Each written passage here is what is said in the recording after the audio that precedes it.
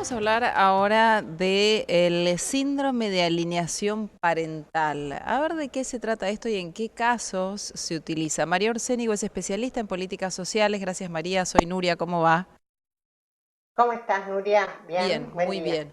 Contanos un poquito de qué se trata este SAP, ¿no? Según la sigla, y en qué casos se utiliza o se tiene en cuenta.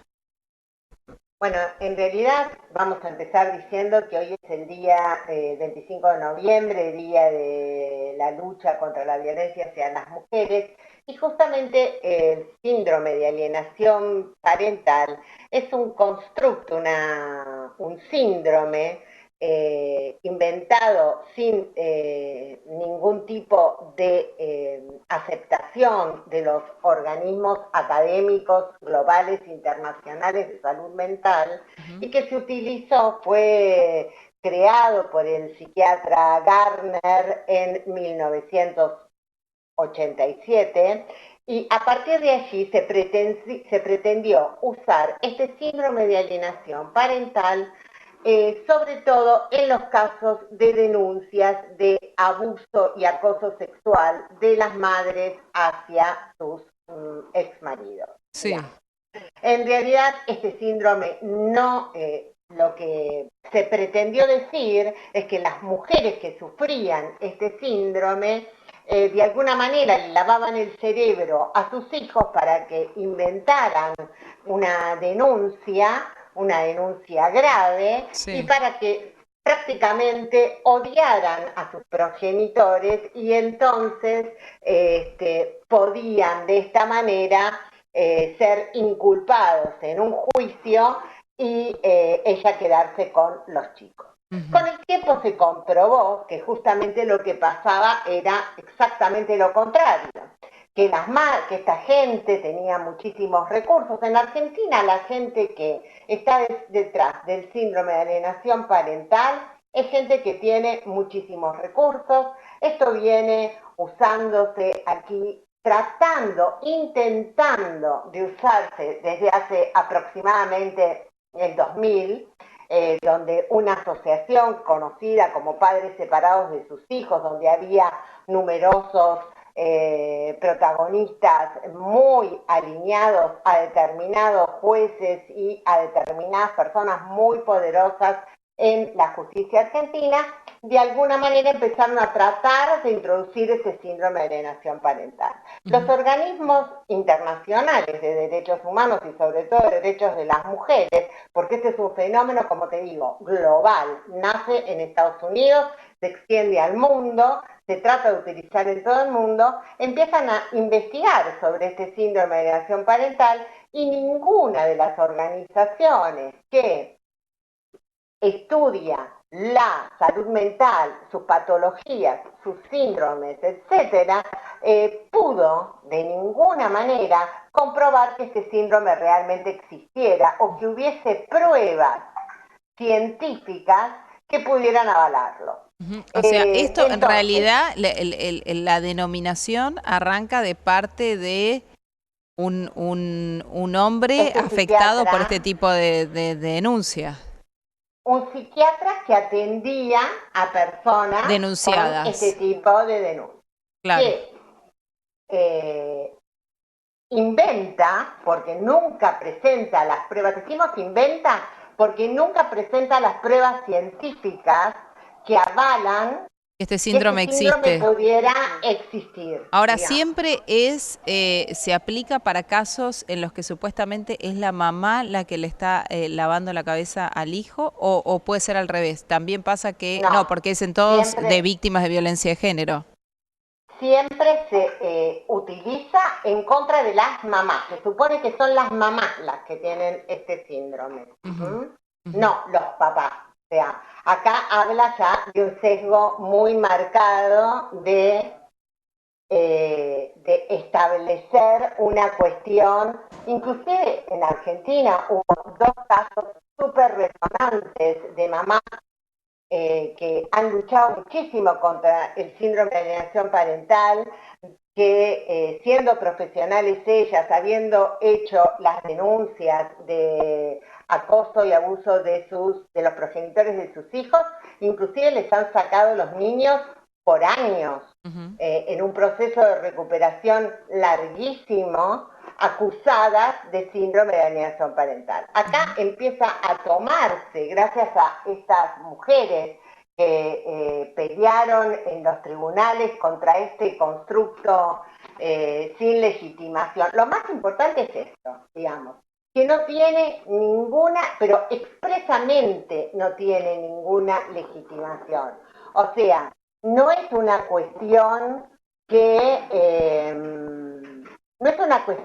sea inventada, que esto no tiene legitimación. Esto no tiene legitimación porque no, justamente las Naciones Unidas hablaron claramente de que no es legítimo utilizar este síndrome. Se recomienda a todas las academias no incorporarlos dentro de sus documentos, de sus papers, de sus prototipos, de sus protocolos, y las asociaciones psiquiátricas e incluso el manual de enfermedades mentales no lo incluyen en sus detalles y en sus denominaciones.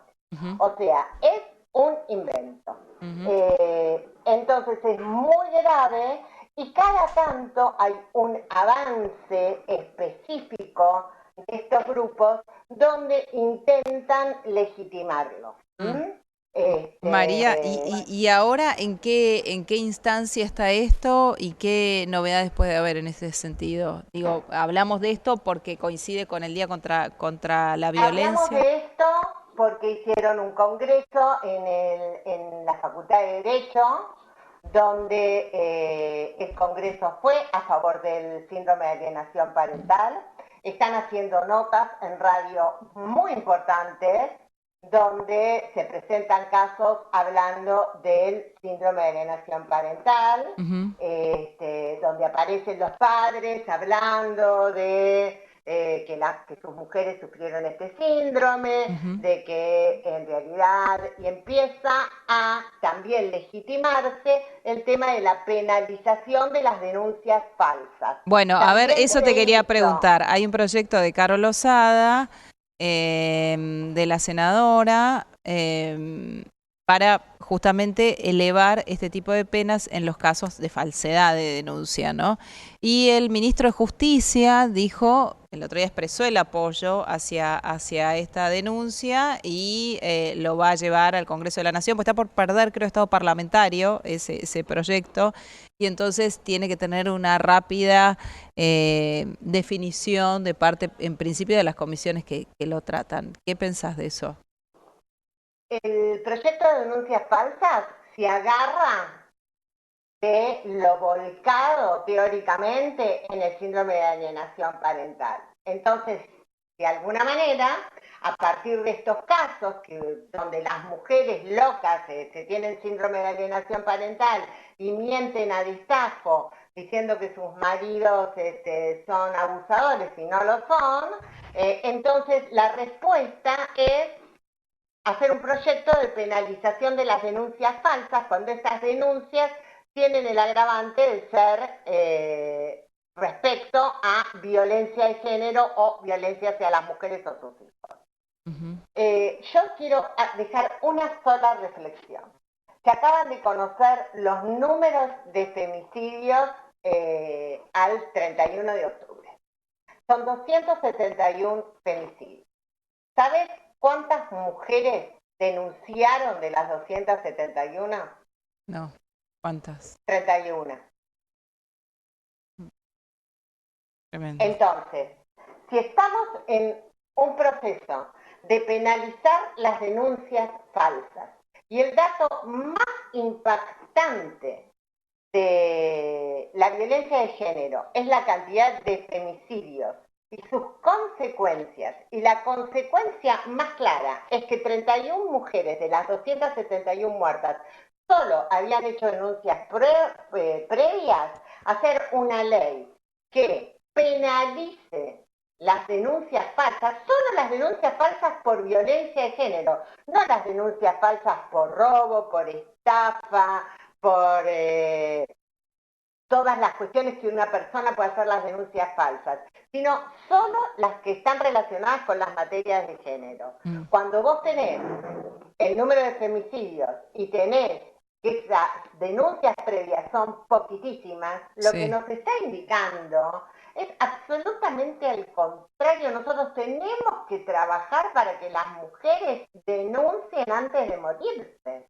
Probablemente coincidimos en esto, en que tal vez el trabajo tiene que ser más por el lado de que la que realmente es víctima de violencia, que en digamos, si analizamos la cantidad de denuncias, la mayoría va a ser denuncias reales, que en lo otro, pero ¿vos coincidís con que es real que hay denuncias falsas? De hecho, conocimos casos hace relativamente poco, no me acuerdo ahora los nombres, una es de un cantante. Bueno, contame vos si crees que eso es real o esto está sacado de la galera para directamente obviar lo que no se hace en materia de promover la denuncia para aquella mujer que está siendo víctima de violencia. Yo lo que tengo que estudiar como persona que me dedico a este tema son los datos. Puede haber mala praxis y puede haber mala intencionalidad. Bueno, eso forma parte de la personalidad humana. Somos hombres y mujeres. La humanidad puede siempre tratar de burlar la ley y tratar de hacer las cosas de la manera indebida. Lo que yo tengo que hacer desde una política pública es tener mejores prácticas, mejores niveles de evaluación de riesgo, mejor niveles de veracidad de la denuncia, y para esto lo que necesito es tener políticas públicas. No desarmar las políticas públicas diciendo que la violencia de género no existe y firmando en la ONU como único país que estoy en contra de la violencia de género.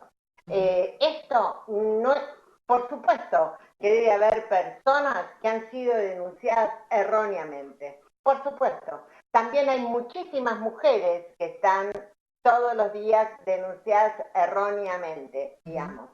El tema es que si yo las denuncias falsas hoy están incluidas en el Código Penal, para todas las personas que hacen denuncias falsas, para el universo como un delito. Si ese delito es irrisorio o es poco, hay que analizar ese delito y ver que corresponda una prueba más importante respecto a que una persona haga denuncias falsas o no. Ahora, que esa denuncia falsa esté sesgada porque esa denuncia falsa sea de violencia de género, cuando yo tengo 271 femicidios, 31 con denuncias previas, lo que estoy haciendo, en vez de generar mejores prácticas para que haya menos feminismo, es generar más miedo en las mujeres que tienen que denunciar a los femicidas. O sea, necesitamos políticas públicas, buenas prácticas, estadísticas, evaluaciones. Todo esto hoy lo tenemos porque lo hace o la Oficina de la Corte Suprema de Justicia de la Nación o los organismos no gubernamentales. No tenemos en este momento no tenemos ningún organismo estatal que esté dedicado a poder analizar cuántas denuncias falsas hay, si corresponde o no corresponde hacer una evaluación jurídica de esas denuncias falsas, uno o dos casos, cuando en realidad el impacto en las pocas evaluaciones que hay es del 1% y por eso yo voy a penalizar sesgadamente. Digo, bueno, hay que buscar otras respuestas.